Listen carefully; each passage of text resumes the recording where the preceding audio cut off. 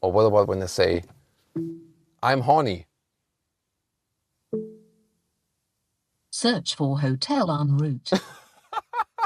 Please select a POI. Today we are driving Volkswagen's new flagship EV, the VW ID.7. And not only driving, but also a lot of the interior and all the details and facts you need to know here with Thomas and Autogefühl in 4K, full screen, full length.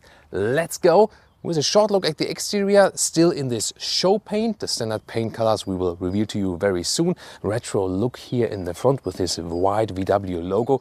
And at the side, we can already see the biggest wheels that will be available, the 20-inch wheels right here. The length at 4 meters 96 or 195 inches. So it is indeed a large EV sedan, and everything set you can see here on aerodynamics, of course. They want to compete, for example, with the Hyundai Ioniq 6, but of course also attack Tesla with their Model 3 and Model S at the same time, basically. This is supposed to be the new upmarket VW as well. And then you might also think about the premium competition, let's say a Mercedes EQE, for example. We'll see if this is the case then on the interior. Rear-wheel drive so far, 286 horsepower in both battery versions. Soon going to talk about the battery and the range. And later on there will also be an all-wheel drive model, probably then the GDX. In the rear you can see that this light strip here will go all the way through. If you want to see the car uncovered, say subscribe and hit the notification bell. As for the battery sizes, 77 kilowatt hours net, or that's the known one, or the new 86 kilowatt hour battery. We look forward to what concise range we will score. We can take first consumption figures today later in the driving part. Here once again the retro style VW logo. Overall it will be a very clean design on the exterior. Some things in the interior are still secret, but we will show you as much as we can. Starting with the key fob, and this one is basically standard Volkswagen as we know it. High gloss black, not my favorite. What about the door closing sound? But here the door handles first, flush integrated, but you have a haptic feedback at the back part like with the ID.4. Door closing sound is okay, nothing special, but not bad at all. Oh, now I closed the vehicle here at the key, sorry about that. And inside of the doors, this is even more exciting because here you have a great build quality indeed. Top part, soft touch, a structure, then high-grade leatherette with blue accentuation. Then there's a bright or dark interior. This is the bright one, and here with bright microfiber. So the build quality here indeed really cool. The door handle here from the inside, oh, ain't that cute, but actually interesting. Let's see how that one turns out. And the door pockets also covered with felt on the inside. They're stepping up the build quality again. This one also comes with the bright steering wheel. I think it looks amazing, really cool. And it's also animal free. The whole interior does not contain animal materials, and also high recycling share, way to go. Also soft touch at the dashboard. This indeed can easily keep up with the Mercedes interior, for example, or maybe at some point even better. We'll see here, these are the top premium seats. Also here with shoulder accentuations, bright microfiber, also a dark microfiber is available, mainly for the European market. The US will, for example, also get a full high-grade leatherette. So the base seat will be covered in fabric, and then the top seats here, the optional seats, they're covered in microfiber, or we expect high-grade leatherette for the US. But even these seats, they differ somewhat because the premium seat then has more air pads for the seat massage. The Ergo Active Comfort seat has the cushions here in the back part, 10, and then the Ergo Active Premium seat, the optional one, has also air pads here in the lower area that your butt is also moved in the seat massage. Yeah, let's just take it that way. But I think they look amazing and also feel really good from the quality. Seating position here, really unusual from recent Volkswagens. We've seen so many crossovers and so on. Low, but still super comfortable. These seats are amazing indeed. And the premium feeling in this car is really astonishing, even though this is here a very early production model. Important feature, by the way, for longer legs here, both seats, they can be retracted right here. Just makes the lower area longer. Yeah, easy solution. Interior overview will consist of a huge 15-inch screen right here, and these temperature sliders, yes, they are still sliders, but they are now backlit. Then here steering wheel with #capacitive BS on the steering wheel. The gear control is here behind the steering wheel, and then you have a small digital instruments and a head-up display. it also features augmented reality that you can see basically arrows of the GPS system while driving.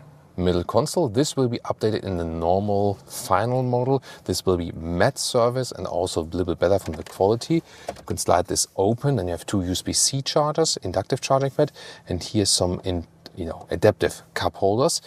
And then you have this armrest, which has this nice split opening. And this will also be different material quality in the final model, but a lot of space underneath there. In the infotainment system, you have this menu overview. It's a little bit quicker and more responsive than before. It's actually a big improvement, I think. Interesting that this vehicle will be equipped with the DCC optional, dynamic chassis control. That's the adaptive suspension. And according to the driving mode, it goes stiffer then or softer. And then you can also have the fine-tuned individual settings right here.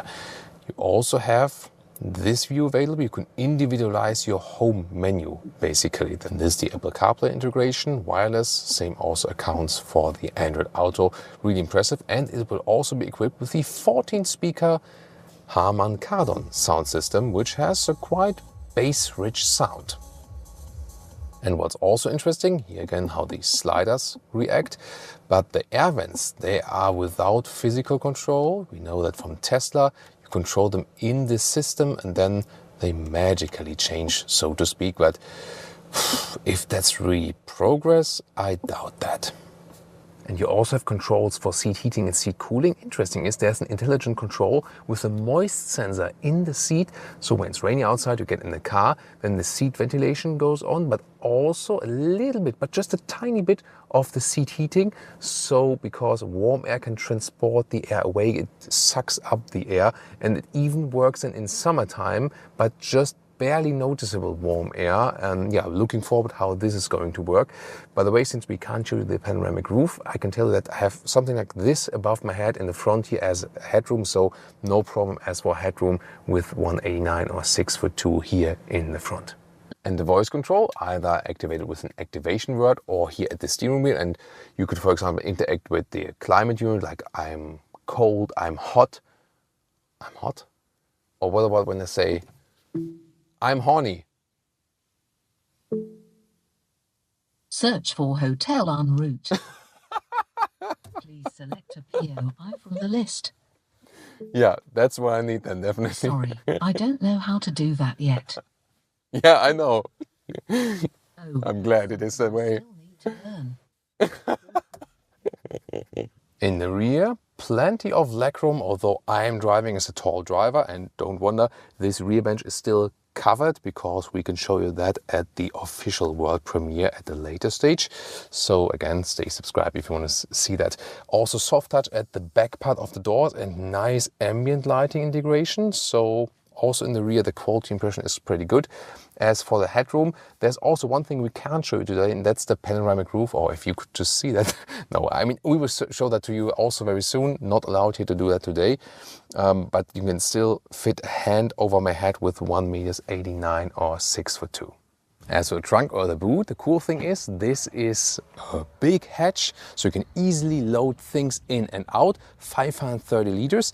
The width is a little bit disappointing, just like 95, 96 centimeters or like 37 inches, but the length is actually quite cool because that's more than 1 meter or 40 inches. And the height here underneath the cover, like 44 centimeters or 17 inches. We can also fold the seats right here, like this, and like this, and then we can have this loading through. And this is of course really long to the seats as we would be driving. That's like 185 or 73 inches. And underneath here we have some more space for the charging cables. And we cannot tell you the figure yet, but you will be able also to use this retractable towing hook.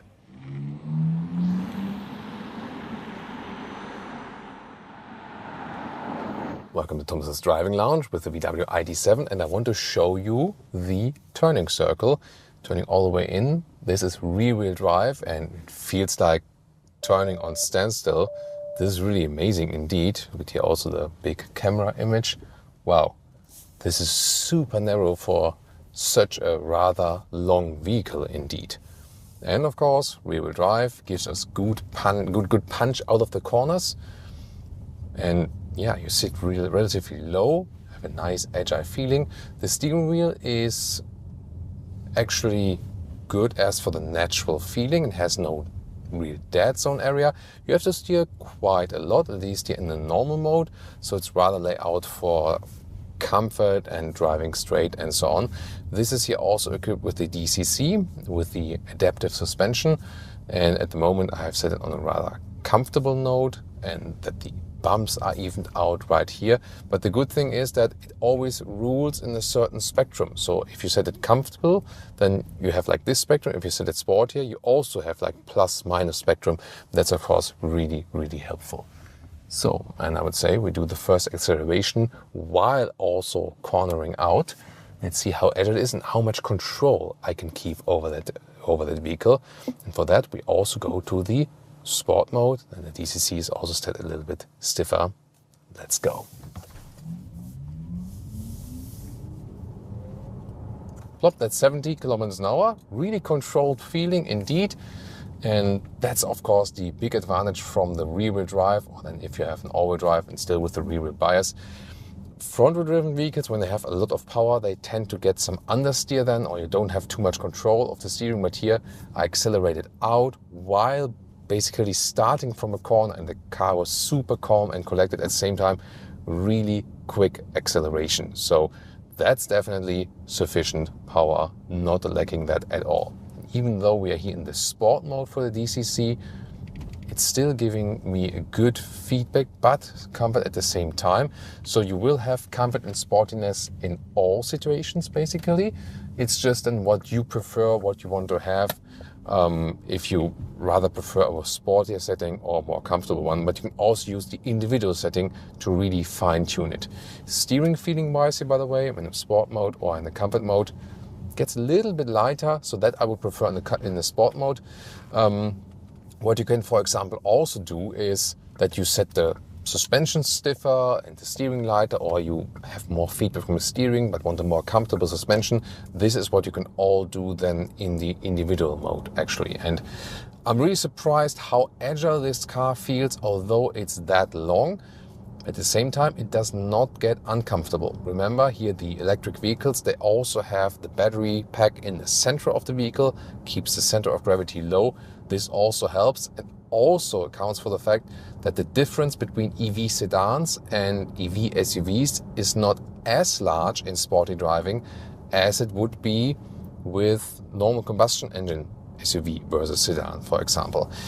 I was not really sure how it plays out for the comfort before I was driving this one, because crossovers, SUVs, they tend to have higher seating position and so on, but the seats are really great and you also don't lose comfort. There are also actually surveys that people sometimes say that they have more comfort long-term and really long hauls with lower vehicles and not necessarily with the large SUVs. So EV sedan lovers will definitely get another competitor than here with this one.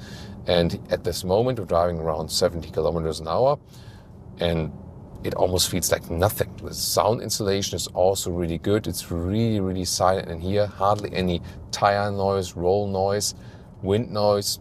Also here, nothing at all. And this is not a super low speed.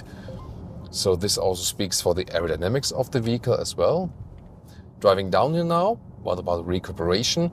You either have the normal driving mode with, say, slight recuperation. You can always use the brake pedal for more recuperation, or you can switch it here around at the steering column. And this is going then to the B mode, and this is giving you a harsher or bigger deceleration, so more regenerative braking.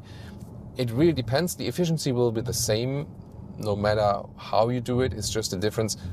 Do you want to go off the throttle and have a stronger deceleration, or do you rather want that rolling effect and want to decelerate the car yourself more with the brake? And I'm not quite sure which one I prefer. You can argue both ways and both can be understood. I think with the electric vehicles, always very important for the drivers, if you think about your passengers, that you move them in a smooth way, because they have strong acceleration, they have strong recuperation, and that might apply a lot of G-forces to the passengers. So you should drive as smooth as possible with the driver, and it is really, very well possible with this one here. I see the head-up display in the line of sight has also a very clear display, then you don't have to look at the small instruments. Still glad to have them because sometimes there might be bad vision or something for the head-up display when you're driving against a snow wall or something. Then you can still have the digital instruments right here and have a more, let's say, like a clearer view to them. Overall, I have to say, really surprised how agile the car is handling, although it has the size. And this can also be a good long-term EV sedan for long hauls or road trips or something. But also range-wise, well, at the very end of this driving part, we will tell you more about our concise energy consumption figure, and then can also calculate an approximate range both for the small and the big battery. That will, of course, be very, very interesting.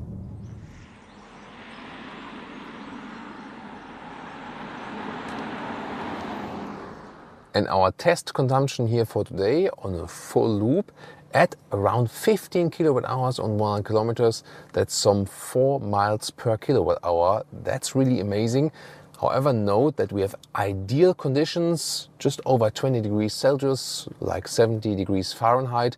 So really good for EVs, and we could also use the topography changes indeed, but clearly more efficient than, for example, the ID.4. That's what we can already say so far. It's also more aerodynamic. And the real world range would then be for the small battery with this result here today, around 500 kilometers or 300 miles, and with the bigger battery even more like 570 kilometers or 350 miles. Of course, we will give you an update with, for example, faster Autobahn driving in Germany, or also worse condition temperature-wise. This will also feature a heat pump, yes, but so far, quite impressive result, even though we have to say ideal conditions, but already very promising indeed. And now check out our other Volkswagen EV videos, for example, with the ID.4 or also the Ioniq 6, one of the competitors.